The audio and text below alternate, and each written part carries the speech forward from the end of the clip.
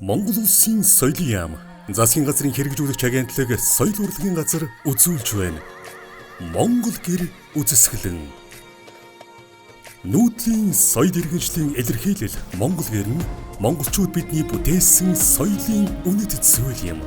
Энэ ч утгаараа ЮНЕСКО-гоос Монгол гэрийн уламжлалт урлал зан үйл үеийг хүндрэлтний соёлын биет бус үеийн төлөөлөл хэмээн бүртгэн тунхагласан билээ. Монгол гэрийн уламжлалт урлал зан үйлийг түгээн дэлгэрүүлэх Монгол гэр үзэсгэлэн 2024 оны 5 дугаар сарын 4-өөс 12-ны өдрүүдэд Сүхбаатарын талбайд зохион байгуулагдах гэж байна.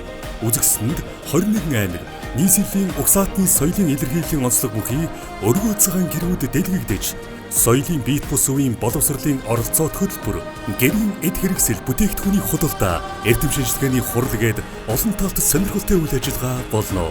Хүүхэд залуус, иргэд та бүхнийгээ хүрэлцэн ирж, Монгол гэрийн уламжлалт урлал, зан үйлийн ариун баялаг соёлын өвтөд танилцахыг урьж байна.